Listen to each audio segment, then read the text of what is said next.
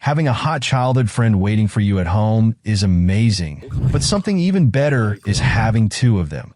And one is a demon who can snuck all those who betrayed you. When he was a child, Dean loved the tales written in the books about Zarios and how he rose from poverty, but that was no longer the case after he lost his parents. His mother died from the demonic beast that overflowed from the demonic labyrinth, and not a single adventurer tried to save her. His father got killed by his companions for magic tools that cost no more than tens of thousands. The adventurers he looked up to did not possess the same dignity as Zarios. That's why he decided to become stronger and vowed to become a hero like Zarios. In present, Dean is together with a group of adventurers inside a cave. He is carrying their stuff in a huge backpack, yet everybody seems to be giving him a hard time. He is just a carrier who does not even need a sword, because this is one of the worst possible roles. Most of the carriers also have another non-combatant job. However, Dean has nothing of the sort. Even though he wishes he could, his sword named Alas, the sword of the poor, can't use any decent magic. Its only ability is to light the surroundings like a torch.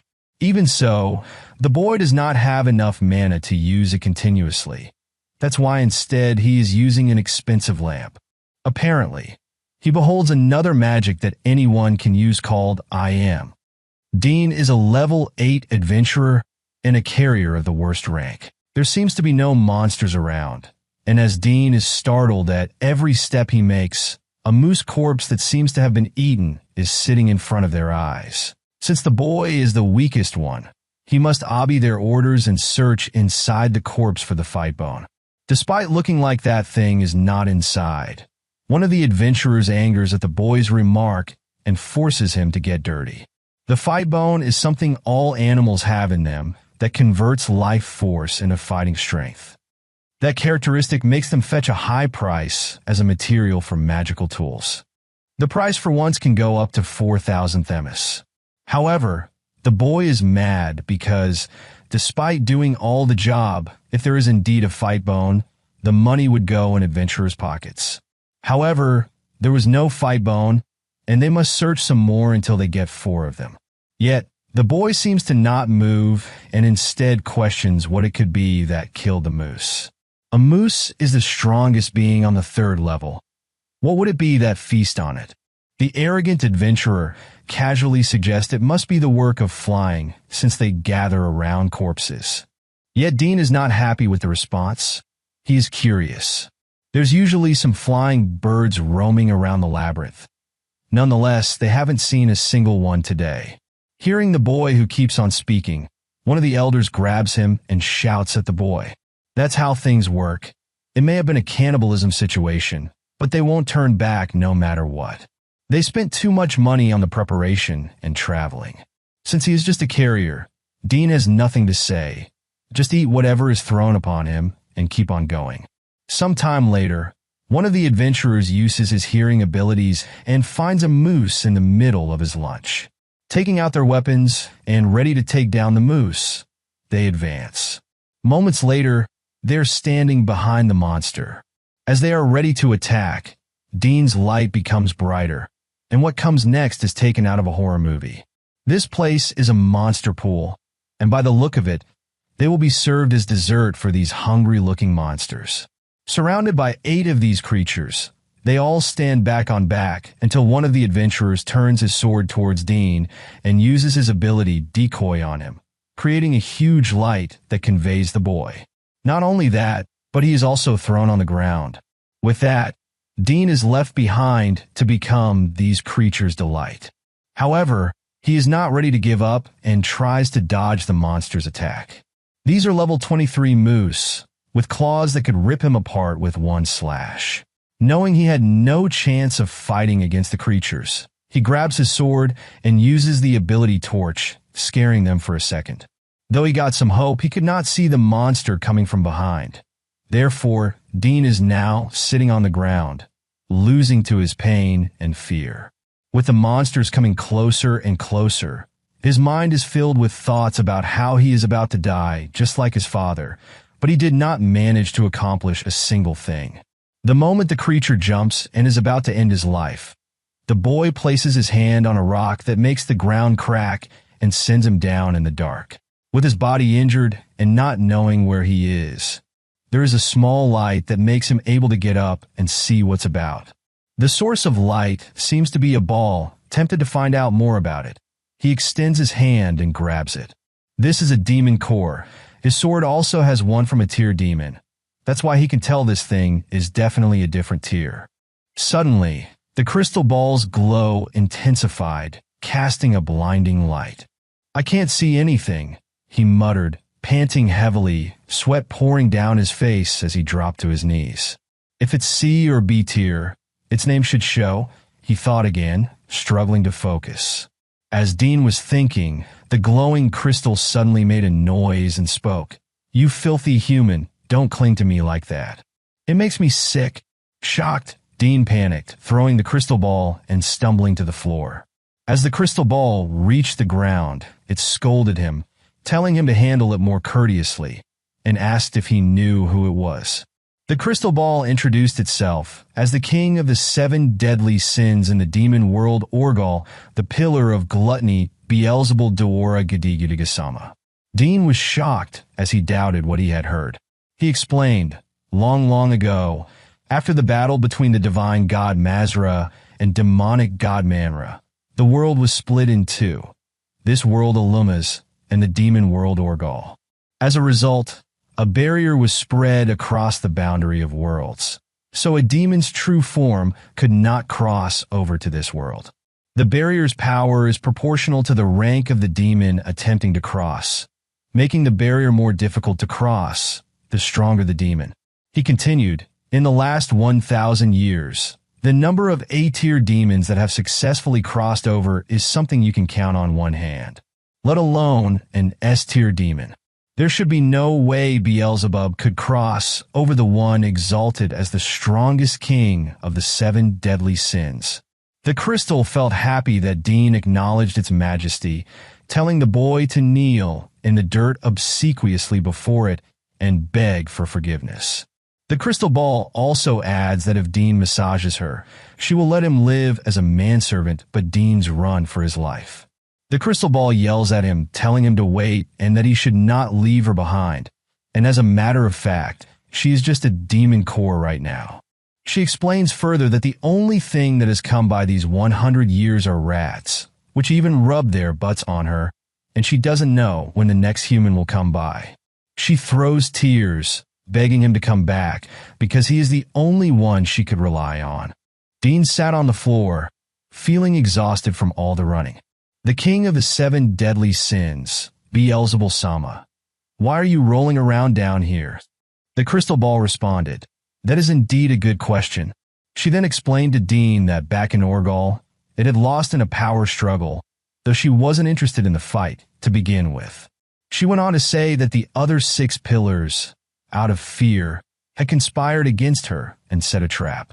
She added that she understood their fear, since if she wanted to, she could slaughter all the demons of Ogral single-handed, and thinking back, that would have been a great time to kill them all. Hearing this sent a shiver down Dean's spine, filling him with fear. Beelzebul Sama, the crystal ball, continued explaining that the 6 pillars had meticulously plotted her murder. In that situation, she was unable to fight back against them all together at once. She told Dean that her body had been destroyed, reduced to nothing but her core. Fortunately, her ego remained intact, something that would normally be impossible for most demons. But she wasn't just any demon. She thought to herself that since she was now only a core, the world barrier wouldn't affect her. However, at the portal, she had to use a small trick and a bit of force to transfer between worlds. The results? She was right, though she didn't feel the need to boast. For her, this was nothing more than an elementary challenge. After she was done explaining to him, she commanded Dean to get her out of the dungeon, and she would grant him lifetime subservience.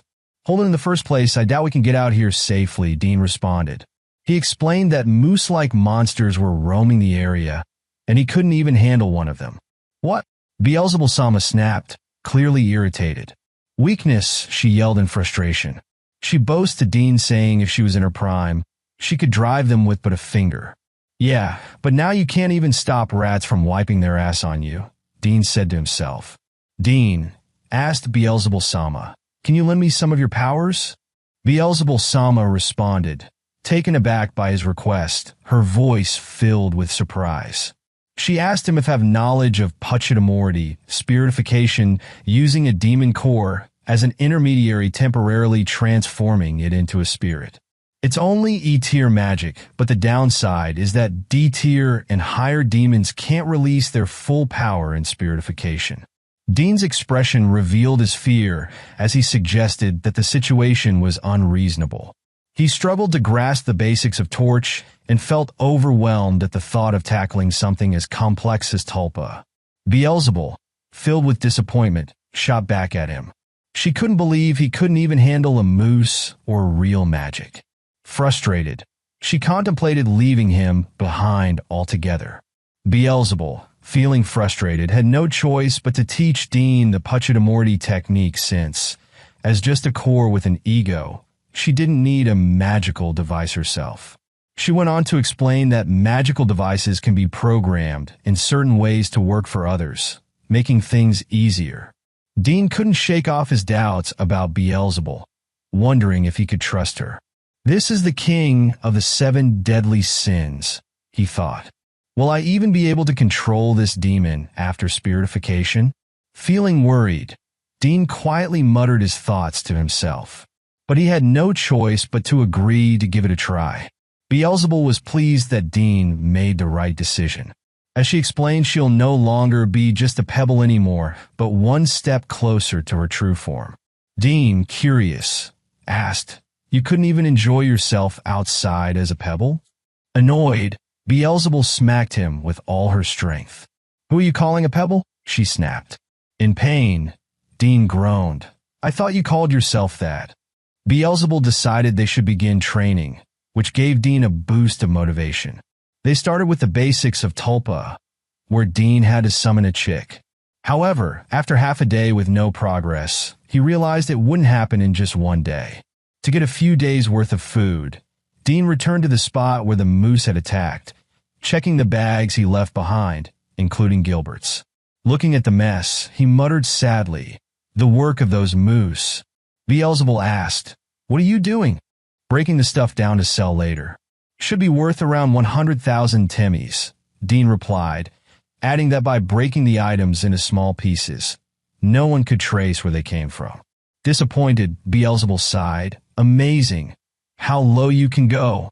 Dean felt ashamed of his actions. I'm fully conscious of this situation of pilfering magical devices, but because I need money, it's come to this, he admitted. He then told Beelzebul that he still hadn't paid back the 10,000 temmies his best friend Monty had lent him.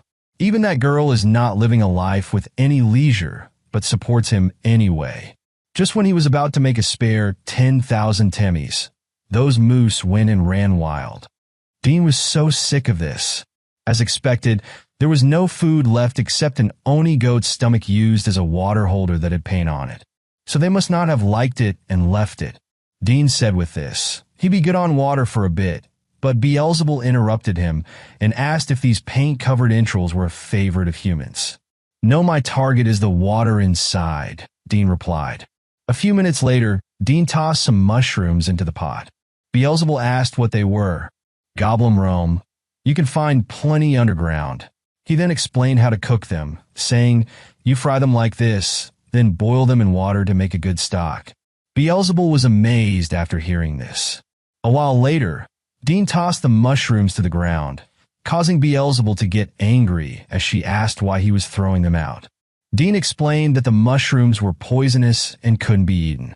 He went on to tell her that goblin Rome soup is similar to racco meat with a faint sweetness and a slightly thick texture. The flavor is mellow, spreading the umami across the mouth. As he added more ingredients to the soup, he said, once the stock is made, put out the fire. Then top it with a bit of the bottom moa I gathered. Don't add too much or it'll get too astringent. Just a little. For the final touch, add as much salt as you like. After explaining the process, Dean announced that the soup was finally ready. Curious, Beelzebul asked if she could have a taste. In response, Dean chuckled and asked, "How exactly do you plan to eat with that crystal body of yours?" As Dean tasted the soup, Beelzebul asked how it was. Dean sighed, then quickly took another sip, his excitement evident. "This thick, gentle goblin rome soup is filling my mouth. The bottom moa's refreshing scent adds the perfect touch, and it's not sticky at all." Beelzebul, intrigued, added, "That sounds fascinating. New and refreshing, is that right?" Dean asked, looking at her with a smirk. Beelzebul explained to Dean, saying, "In Orgal, no one was ever fixated on food. The demons there are tasteless fools." She then told Dean that if he could memorize Punchatamorty, he'd better treat her to the soup again. Dean wondered if this was the king of the 7 deadly sins. "Well, if you're okay with it, I'll treat you as much as you want," he replied. Hearing this made Beelzebul very happy. Afterward, they began tulpa training. Having eaten, Dean was full of energy and successfully summoned a chick spirit on the first day. Although it was just the basics, succeeding gave him a sense of accomplishment. On the second day, they moved on to the second step of basic tulpa training, this time summoning a Nyalyamu. It took Dean nearly a full day to complete the summoning. He noted that the Nyalyamu were fluffy and soothing to his soul. Despite his progress, Dean felt he wasn't advancing quickly enough, so he roasted some Oni goat's stomach, added a bit of salt, and reluctantly ate it. "I don't want to eat anymore," he muttered as he struggled through the meal. The third step involved learning E-tier magic, Punchatamorty, but the training didn't go well. He faced significant challenges. By the fourth day, after struggling to make any progress and running out of food, Dean began to panic.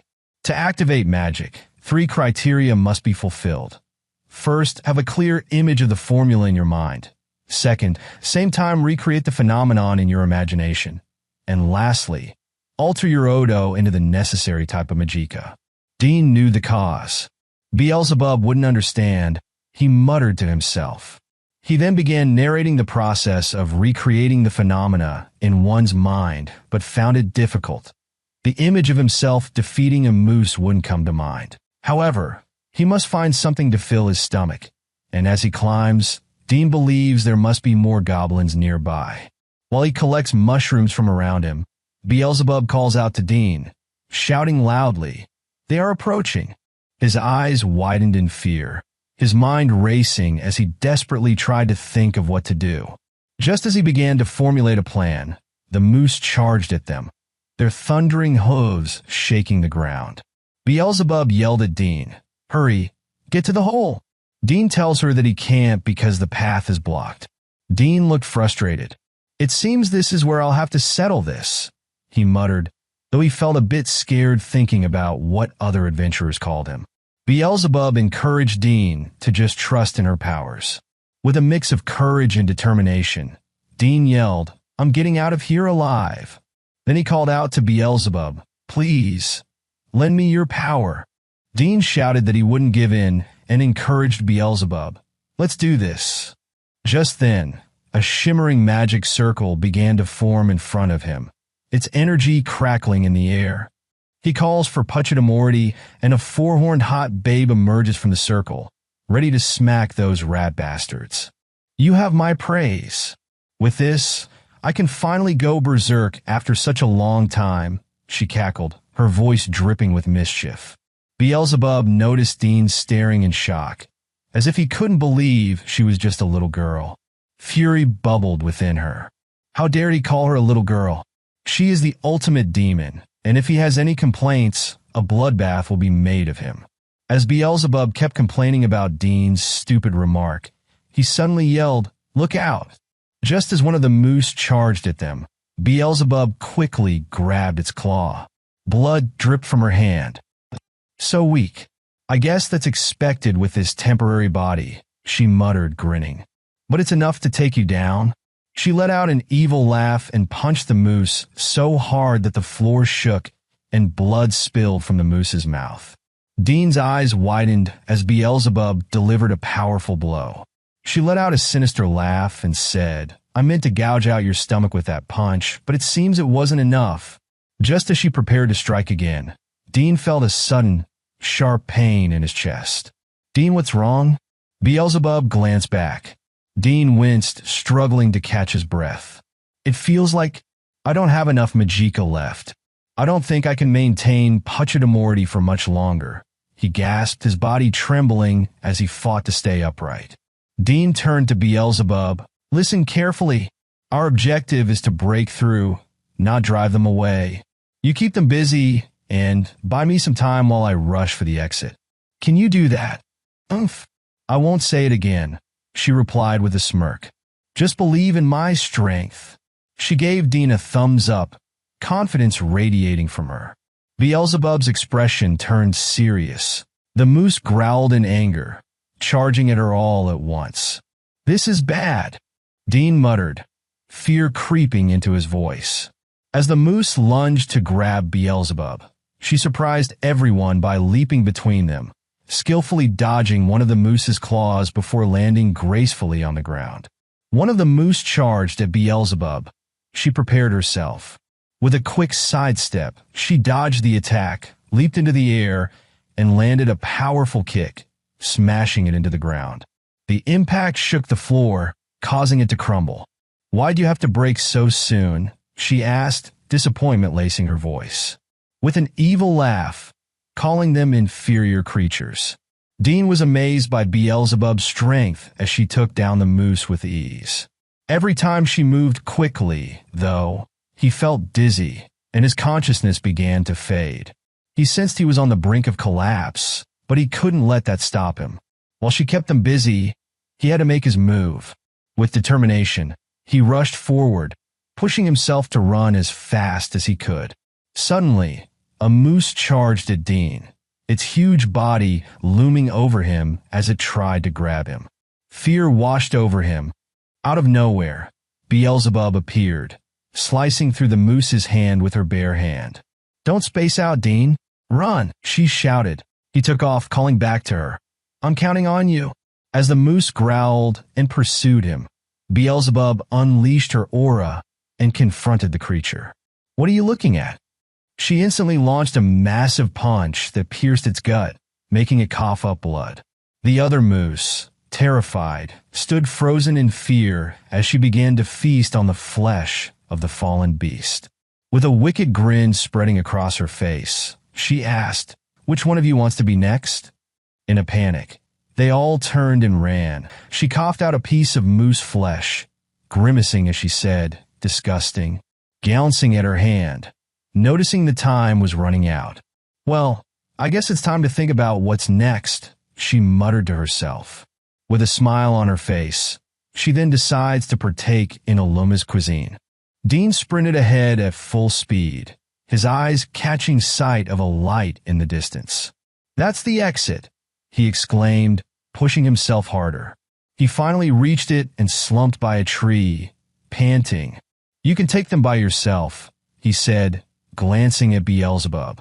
Just then, Beelzebub rolled up to him inside a crystal ball. Dean was truly amazed by the incredible feat Beelzebub had pulled off in the dungeon.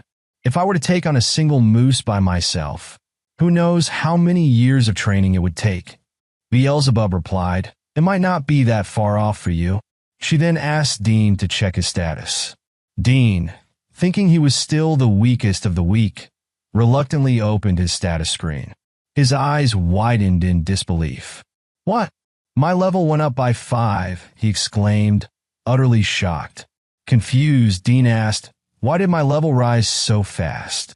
Beelzebub calmly explained, The Odo from the defeated moose transferred to you. Then, with a more serious tone, she added, But don't let pride take over. As my precious servant, I intend to take care of you. Dean lost in thought and could barely believe it. Raising his level by even one had taken years. Gilbert and Morgan were still way ahead, but at level 13, he could finally live as a real adventurer. A wave of relief washed over him. No more struggling as a courier. Just then, Beelzebub noticed Dean wasn't listening to what she was saying and asked if he was listening to her. Hey, are you listening? She asked what he was going to do now. Right, I intend to return to the city. Also telling her Mani might be worrying about him if he was okay or not. Beelzebub asks who Mani is, to which Dean replies that she is his one and only best friend. If he had never met her, he has no doubt that he would be dead already. She could say that Mani is always watching his back. She is the one who forged his sword for him, to which Beelzebub questions if she is a blacksmith. Dean states that Monty is the granddaughter of the legendary blacksmith Gavin. She is his heir. 2 days later, they arrived back in Dean's town. As they walked through the quiet streets, Beelzebub looked around in disbelief. What's with this desolate place? The heir of a legendary master blacksmith lives in this kind of place, she asked. Dean held Beelzebub in a sack, and she remarked, "So you have a destitute blacksmith girl looking out for you. At least you have some feminine presence in your life." Dean replied, "I don't have any living relatives, so it's just me and Monty. But please keep quiet. It's too quiet around here, and we don't want you to stand out." Standing in front of a small door, Beelzebub asked, "Is this where Monty lives?" Dean nodded, but noticed the sign on the door that read, "Closed." "Yes, but that's strange. It says the shop is closed. Is she out somewhere?" Beelzebub wondered. Dean listened closely and said, "No, I can hear noise coming from inside. I think she's here." Dean knocked on the door, and it creaked open slightly. A voice from inside said, "I'm sorry, but we're closed right now. I just can't bring myself to swing a hammer." "It's me. Can I come in?" Dean replied, pushing the door open further. Monty looked up in surprise, her eyes widening, asking if she was really Dean. Dean was confused, asking her what she was saying. Tears begin to come out of Monty's eyes as she rushes to hug Dean. Dean was taken aback by her sudden embrace. "I haven't seen you lately, so I went to the guild," she said. "Then I heard your death had been reported." Dean was surprised to hear this. He apologized to her, saying he was sorry for making her worry. Suddenly, Beelzebub chimed in, saying, "Quite the hot relationship." She asked him if the two are in an intimate relationship. Dean, feeling embarrassed, tells her there is nothing in particular, while Monty explains that they are just childhood friends as she blushes. Beelzebub teased, "Are you embarrassed?" Monty asks what was talking as Dean changes the subject, asking if it is all right to go inside. Inside the building, Monty is relieved to see that Dean is safe. Dean, however, regretfully admits that he dropped the magical sword she had forged for him. Monty reassures him not to worry, saying his life is far more important, and he did well to escape even without the sword. Dean then credits this one for his safety as he places the core down. Monty, surprised, asks if it's a demon core and comments on how beautiful it looks. She observes that it doesn't resemble a typical demon core, and as she reaches for it, Beelzebub warns her not to touch it carelessly. Startled, Monty asks if that's the same voice from earlier, prompting Dean to explain that he found her in the demon labyrinth. Apparently, she is the demon core of the king of the 7 deadly sins, Beelzebub. Monty questions the name, asking if it's the great demon of wrath, and Dean confirms with a yes, adding that at the very least, her power is real. He saw her true form using tulpa and witnessed her overwhelming strength, able to overpower countless moose with ease. Monty agrees, noting it's from a high-tier demon, which is undeniable, but she then asks what Dean plans to do with the demon core now, leaving him uncertain. Monty warns that if the army finds out about the core, Dean won't escape safely.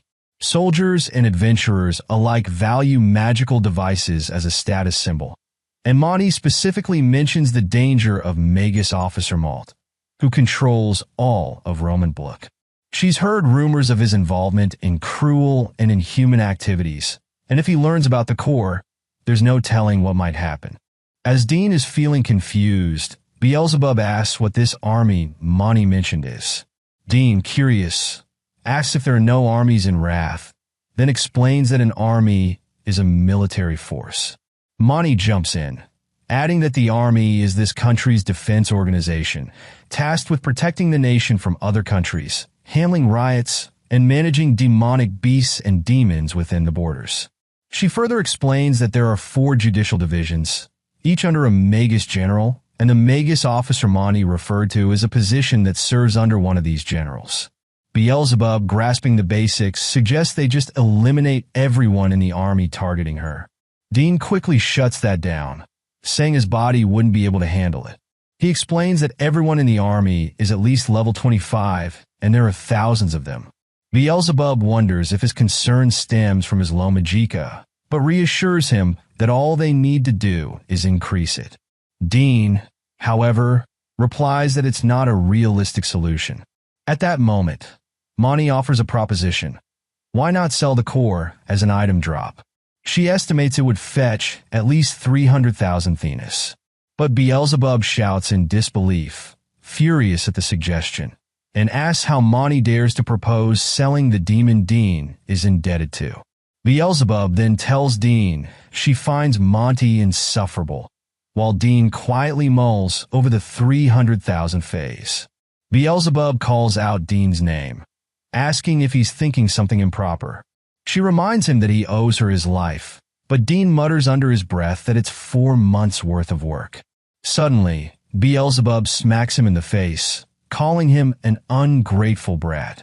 She questions whether he didn't just talk about how much he admired adventurers and asks what he plans to do without her. She also reminds him of their promise. As Dean trembles, she demands to know if he isn't going to treat her to all the delicious cuisine of Aluma, leaving Dean wondering just how much of a glutton she really is. He admits that he understands and asks for a bit more time to think. Monty, watching the scene, asks if Dean is okay with that. Dean replies that he does owe Beelzebub, even if just a little, so he can't ignore the fact that she saved him. Monty reassures him that no matter what he decides, she'll be there to cheer him on, and if he ever needs help, he can come to her for advice since she's pretty reliable. Dean thanks her for the offer. In the Adventurers Guild, Beelzebub asks Dean what business he has there. Dean replies that Monty mentioned earlier that his death was reported, so if he doesn't get that reversed, he'll have a lot of problems.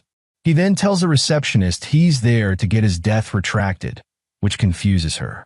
She asks what he means by that, and Dean explains again about his reported death. The receptionist tells him to wait while she checks the records.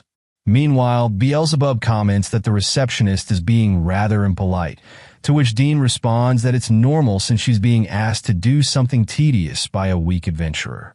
Suddenly, he overhears someone talking about being attacked by moose on the 2nd floor, lamenting how awful it was. Dean spots Morgan and Gilbert, with Gilbert commenting that it was a disaster. Dean is shocked when Gilbert continues, saying that the courier brat, referring to Dean, kicked the bucket, but it couldn't be helped. Morgan then asks if it wouldn't have been better not to bring Dean along, which irritates Gilbert. He tells Morgan to shut up and mentions that Dean insisted on coming with them. That's why Gilbert let him carry their gear, but when the moose attacked, they did their best to cover for him, even though he was too out of it to listen. Meanwhile, Beelzebub tells Dean to ignore them. Dean trembles in anger and asserts that he already knows what Gilbert is saying. Gilbert adds that when he was 13, he was already a fine, respectable adventurer, but Dean, at 17, is still just a pack mule. He wonders why Dean even bothered trying all this time.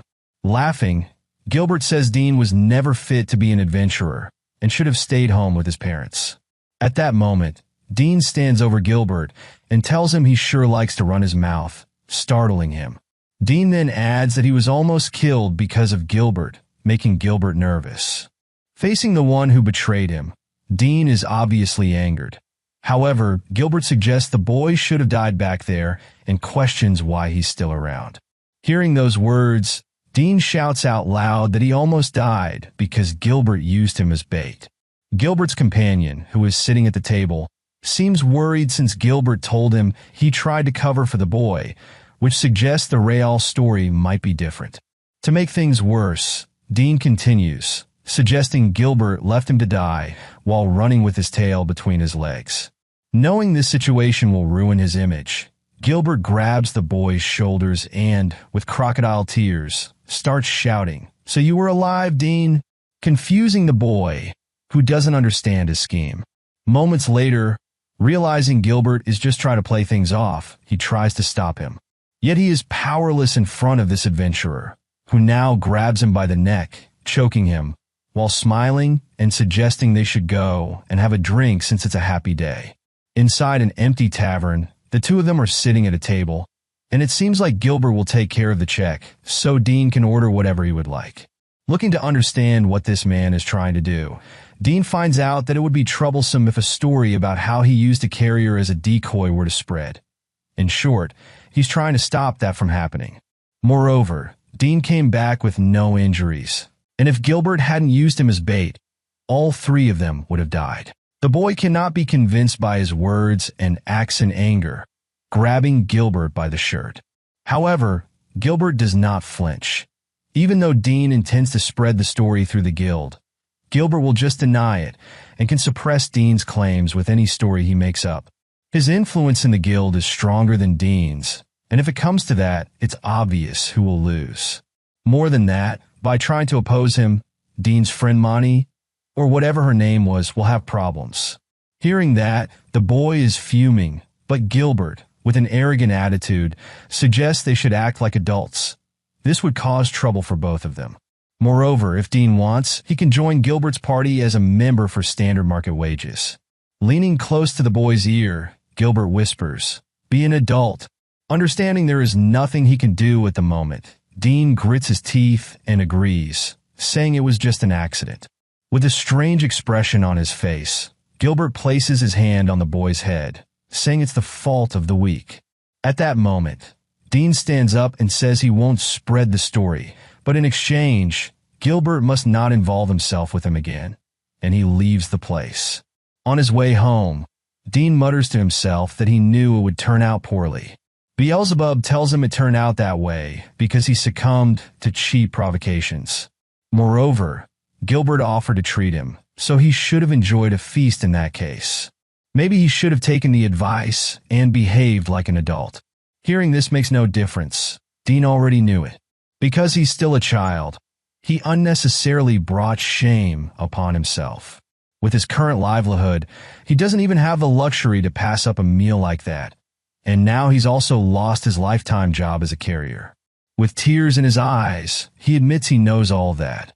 He did it for some cheap pride, throwing away so much of what he had.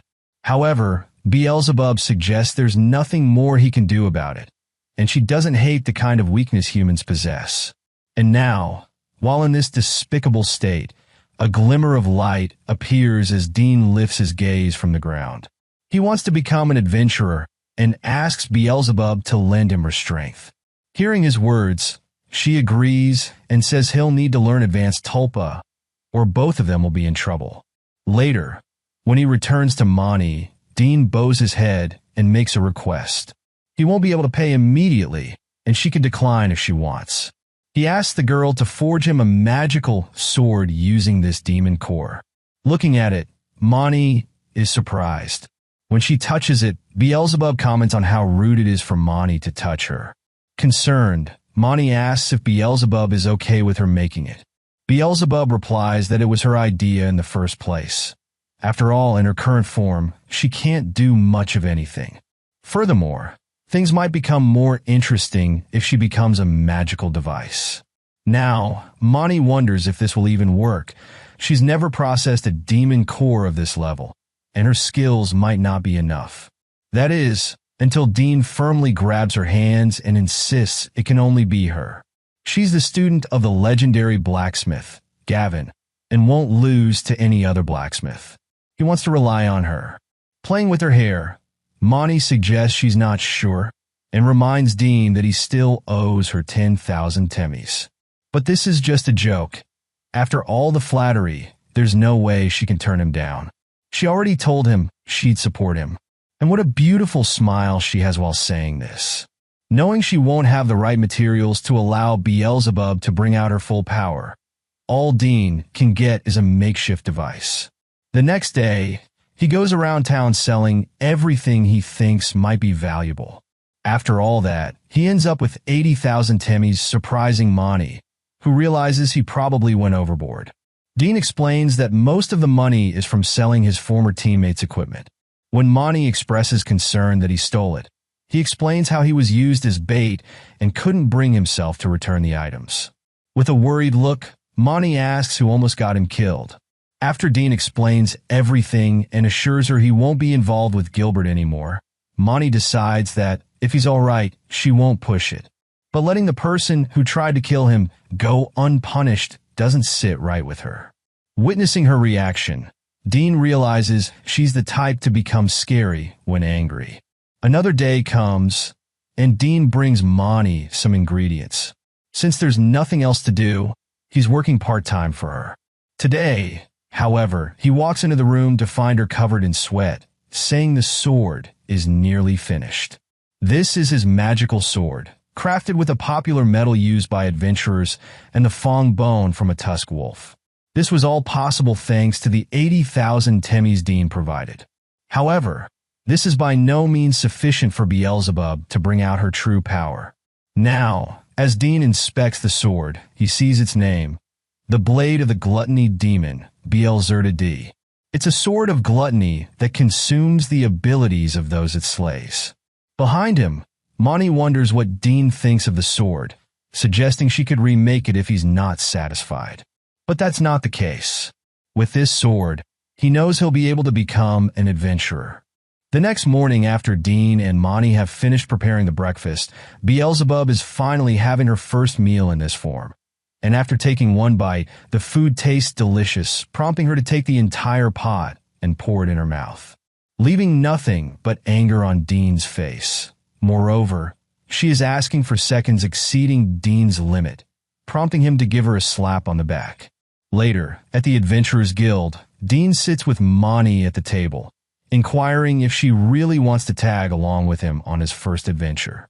And she is sure about it. She also wants to see the performance of the magical sword. Now Dean is having an official combat role, so he would need a porter. Deciding to continue, they look on the map and choose where to go and decide to go with Roman Lu Underground Ruins, a place with deer ink monsters. At the place where they are about to go, there's been a rumor about a golden magic snail. That is a strange monster with a golden luster, because it moves so fast it is difficult to gunt. But if you succeed, the Odo received is tremendous, and its shell is highly valuable. Arriving at the first dungeon, the two seem to be exhausted from their journey. It took them about half a day to reach the destination. In front of them, there are some stairs descending leading them to the first level. The snail should be on the second or third level. The first level of the dungeon does not have any noteworthy monsters. That's why they decide to go straight to the second level. Their objective from this journey is to test the performance of the sword.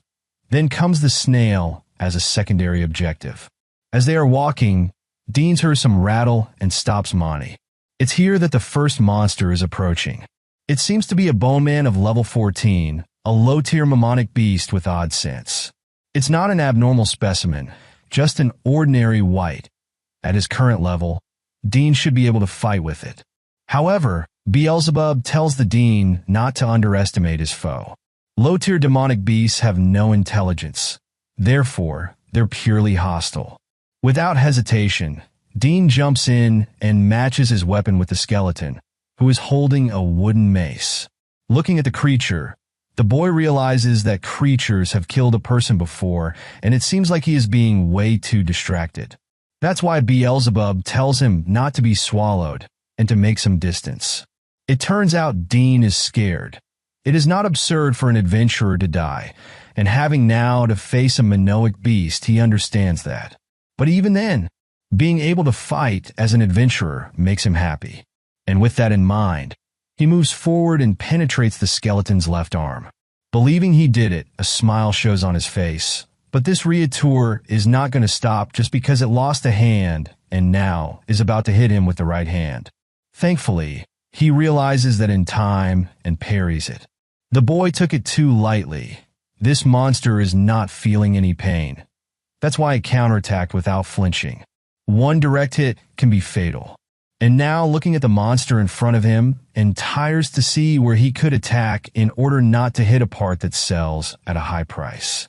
Now, in a despair situation, he realizes there is just one way to handle it. Seeing him in this situation, Mani tries to help and suggests to draw its attention. But Dean refuses. He wants to fight by himself. If he is going to be an adventurer, he cannot be needing assistance against something like a skeleton. With determination, he strikes the skeleton, making it unable to move, even though it still tries to stand. Dean knows the match is settled. This creature does not have any of the five senses, but in exchange, they have the odd sense to detect life forces around them. And since his sword is able to steal the powers of the one it is hurting, the creature has lost its sense, transferring it to Dean, who now can feel the position of the surrounding life forces. He finally realized that the sword has the power to steal abilities, and with determination shouts, "I am no longer a porter. I am the adventurer Dean."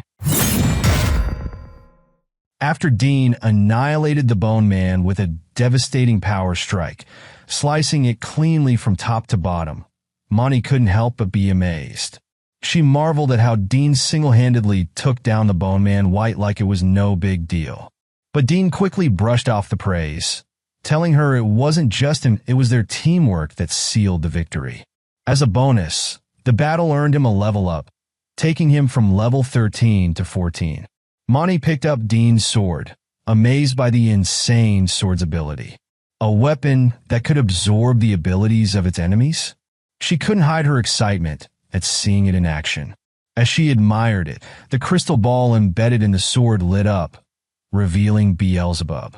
With a smug tone, Beelzebub boasted that the white was nothing more than a light snack for her, proudly declaring herself the strongest among the 7 deadly sins.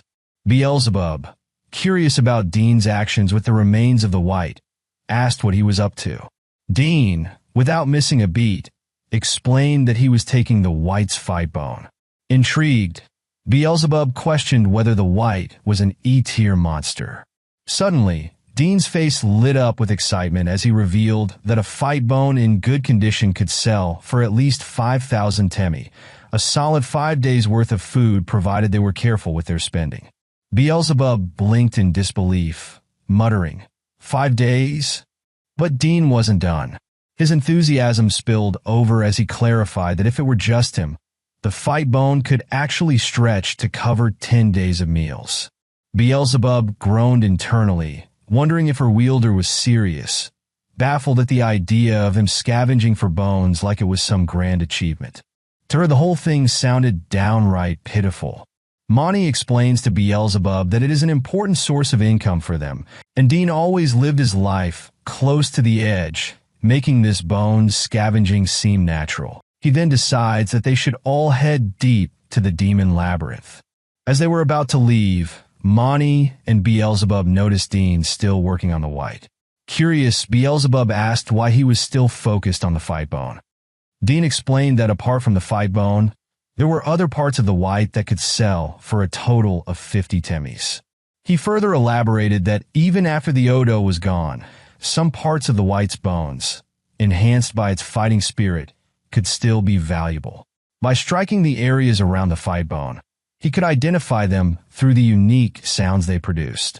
For Dean, the effort was worth it, as the potential earnings could at least buy a single meal. Mani's head started spinning as she tried to wrap her mind around Dean's over-the-top excitement. Beelzebub, on the other hand, wasn't impressed. She scoffed, remarking that the effort spent collecting the so-called bone scraps didn't seem worth the small reward. Dean, clearly taken aback, explained that they had to account for the road trip expenses, including food and consumables. While their travel costs weren't too high since they weren't using a horse carriage, any negligence would only add unnecessary expenses. Before the conversation could continue, Mani interrupted, reminding Dean that frontline adventurers didn't waste time gathering unnecessary items in the dungeons. Her comment left Dean feeling a bit nervous, but he quickly agreed, admitting that she was right.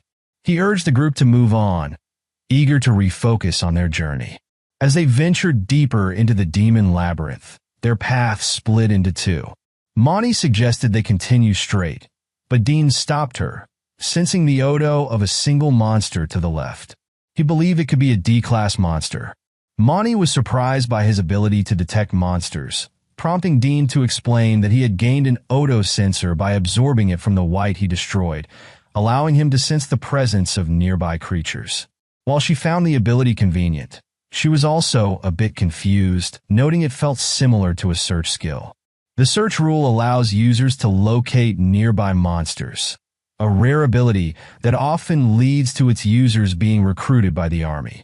The Odo sensor, which can also be called a pseudo-search, has much lower Odo consumption since it's a special trait rather than magic.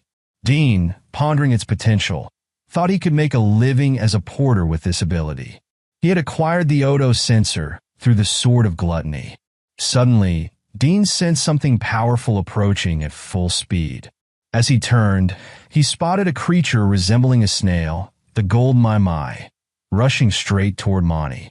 Reacting quickly, Dean shouted for her to block it. In a moment of desperation, Mani raised her Mjolnir, managing to deflect the creature as it bounced back. Seizing the opportunity, Dean unleashed a powerful strike, forcing the Gold Mai to flee for its life. Dean felt disappointed, thinking he had missed the chance to finish off the Gold Mai. But Mani told him he hadn't, pointing to the area where his slash had landed. It was covered in a goopy substance, probably the creature's body fluid. Disturbed by the situation, Dean asked if his cut had been too shallow. Mani replied that his slash should have cleanly taken its head off. Beelzebub then spoke up, telling Dean that defeating the creature wouldn't be a problem, as it was easy to handle. She suggested that Dean hadn't noticed the creature likely used a combat ability or special trait to let the hit pass through its body. Mani then asked what Dean planned to do next. With determination in his eyes, Dean said they would chase after the Gold Mai, as his Odo sensor would make it easy to track down. As they prepared to search for the Golden Mai, Dean told Mani that next time, he would calmly and carefully deal with the creature, suspecting there might be some secret or hidden detail in its status. Mani agreed with him, adding that based on the liquid from the earlier cut, the Golden Mai was likely injured. As Dean followed the trails of the wounded Golden Mai, he sensed the presence of other adventurers in the labyrinth, who also seemed to be after the creature. Aiming to dodge any unnecessary competition, he decided they should keep their distance. While examining the tracks, Dean hoped the other group might give up their search. However, he speculated that the adventurers might have someone with similar abilities to his own for sensing monsters, leading him to suspect they could be from the army. Dean reasoned that if the group was truly after the Golden Mai, they would likely head to the third level of the labyrinth, where the chances of finding it were much higher. In Romaberg, it was well known that challenging the army was risky due to their immense power and influence. However, as Dean observed the group more closely, he realized they were not from the army at all. They were just regular adventurers, which unsettled him, leaving him to wonder if they were completely reckless or simply insane to venture so casually into the dangerous third level.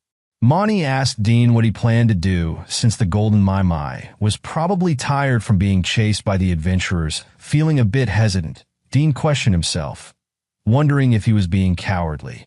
He then thought about how his sword master, Zarios, would handle the situation. He regained his confidence and told Mani they should continue, and then explain her they have the advantages of understanding the monster's attacks and having Pachademaruti.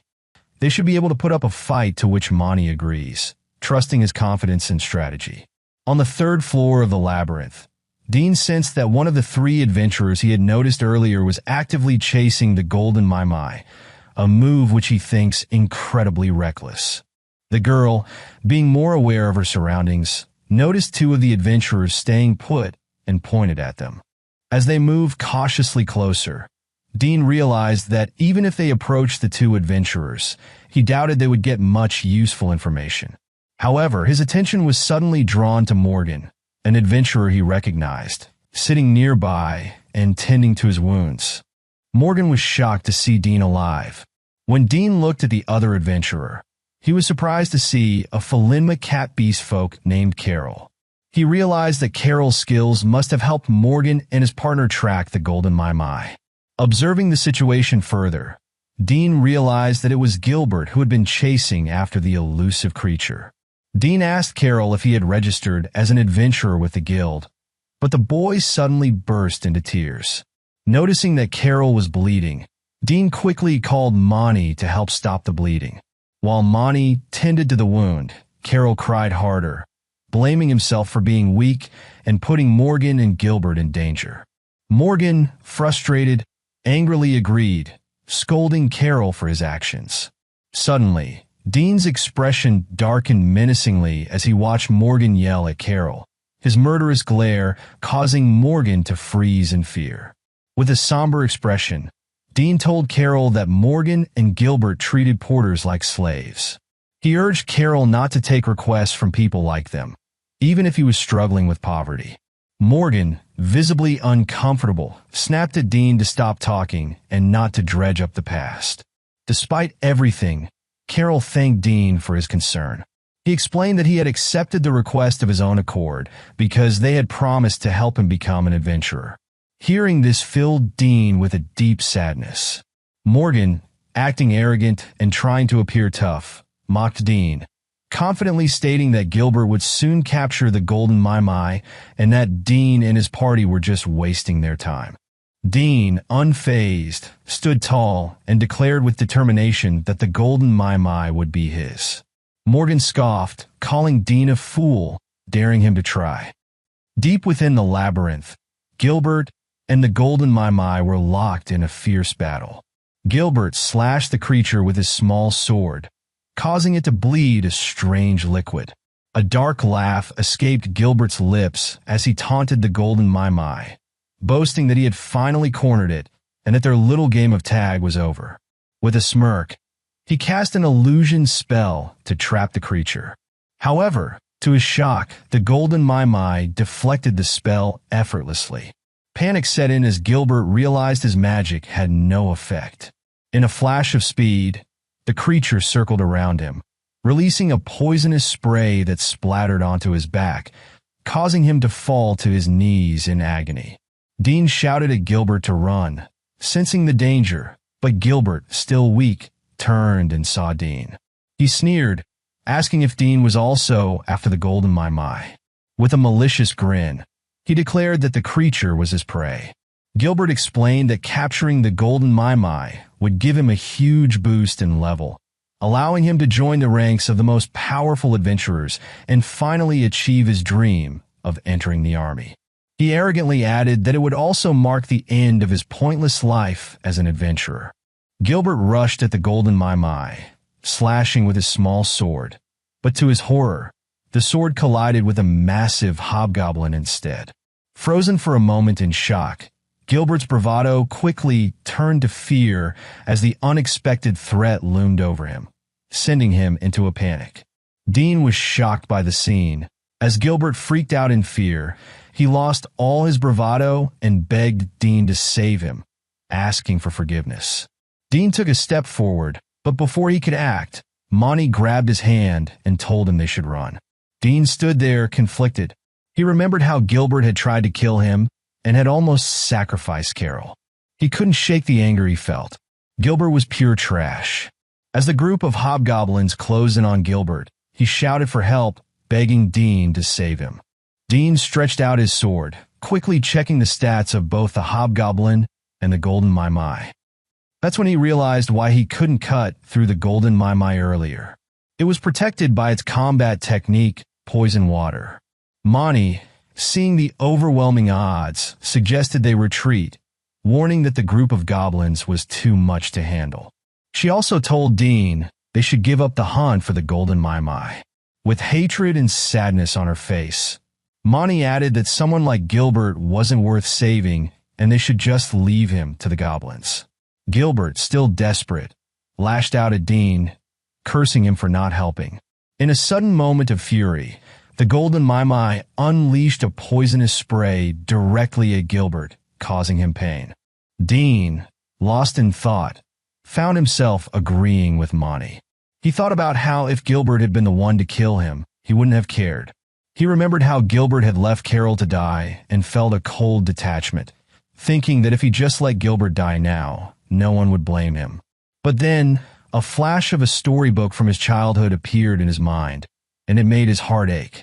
He instinctively clutched his chest, a pang of regret hitting him. Suddenly, as one of the hobgoblins raised its weapon to strike Gilbert, Dean snapped out of his thoughts. With swift action, he appeared in front of Gilbert, blocking the strike with his sword.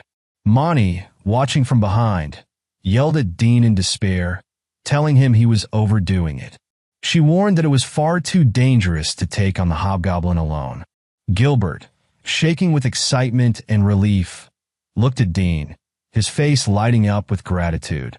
Dean, voice sharp, ordered Gilbert to leave immediately and never cross paths with him again.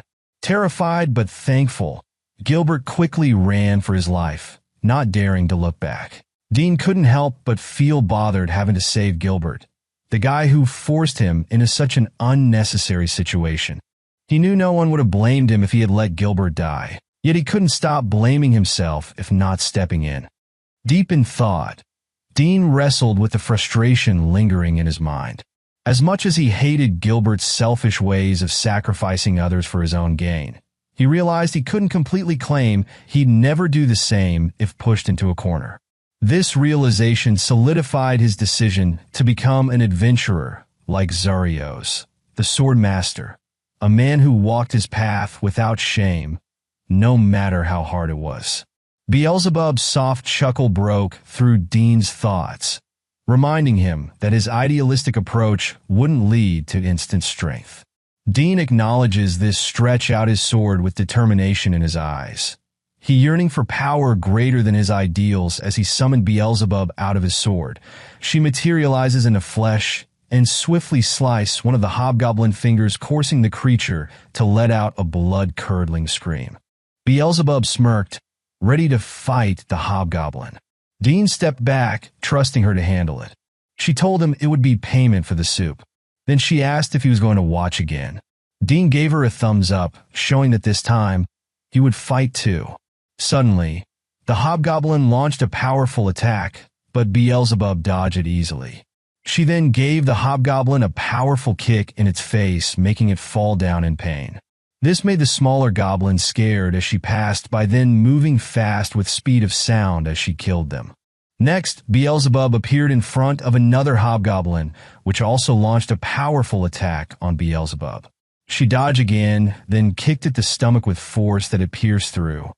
As she prepares to finish the fight, her body started vanishing.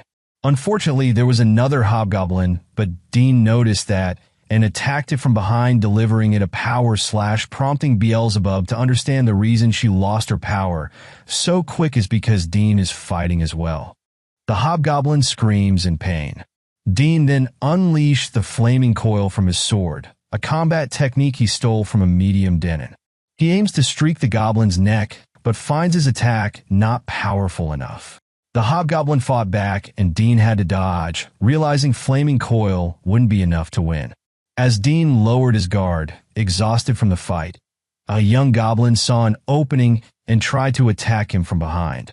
Before it could strike, Monty stepped in just in time, slamming the goblin with her Mjolnir and sending it flying.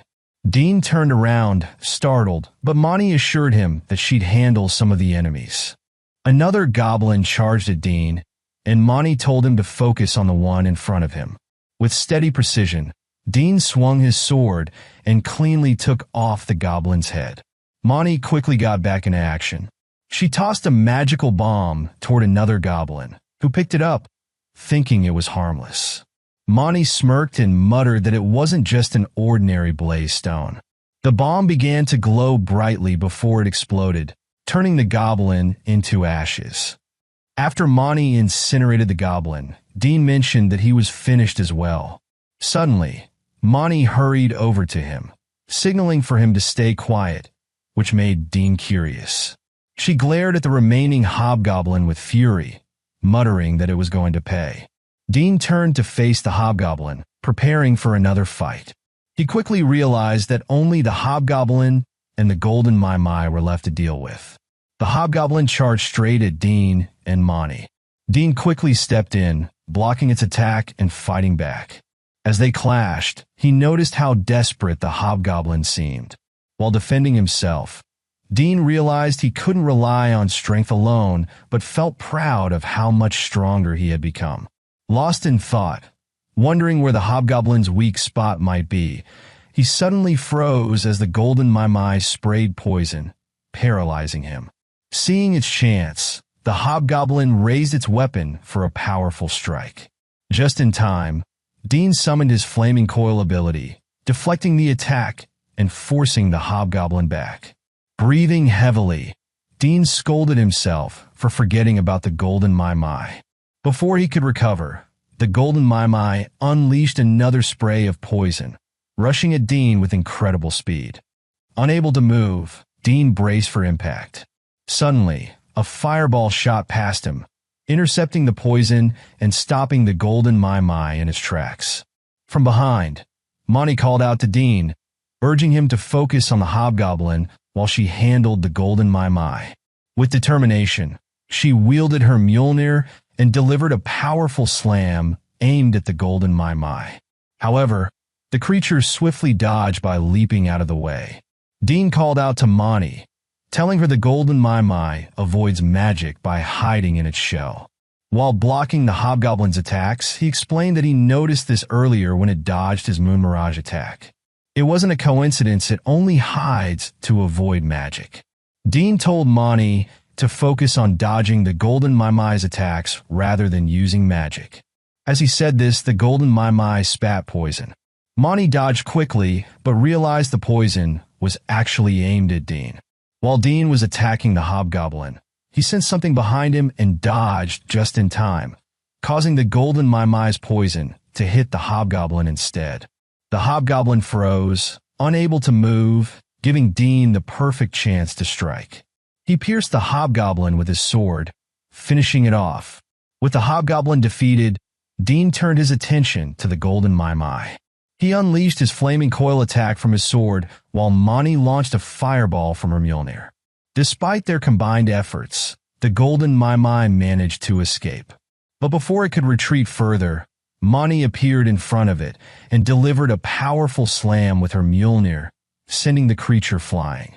Dean seized the moment, unleashing the gluttony attack from his sword, cutting the golden Mai in half and ending the battle.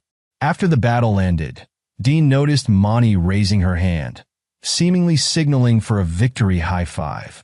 As he stepped forward to meet her, she suddenly slammed her hand into his face, knocking him to the ground, telling him to always care about himself, to which Dean apologizes. She reminded him that while nothing serious happened this time, if he kept acting recklessly, no amount of lies would ever be enough. With a cheerful smile, she added that she knew he couldn't resist doing foolish things, but at least he should do them in front of her, so she could be by his side. Hearing her words made Dean blush as he silently vowed to become an adventurer worthy of Monty. Dean suggested to Monty that they check their status, and she agreed. When they did, Dean was overjoyed to see he had leveled up 6 times, going from level 14 to 20. He also gained 2 new skills, shouting his triumph over Gilbert. Monty was surprised by his excitement. Feeling thrilled, Dean explained that reaching level 20 meant money wouldn't be an issue anymore. He added that once he got used to fighting D-tier monsters, he'd be able to handle them on his own. After calming down a bit, when the dopamine decreased, he asked about Monty's status. Monty told him that she had leveled up from 7 to 12 and guessed that the golden Mai's points had gone directly to her. She started teasing Dean about it, showing her enormous, beautiful eyes suggesting him to check them using his abilities, and oh God, I can't stop thinking of ways I would use my abilities to check her out. As Dean looked at the dead golden Mai, he began to wonder if it had a magic bone. A few minutes later, after inspecting it, he discovered that it did.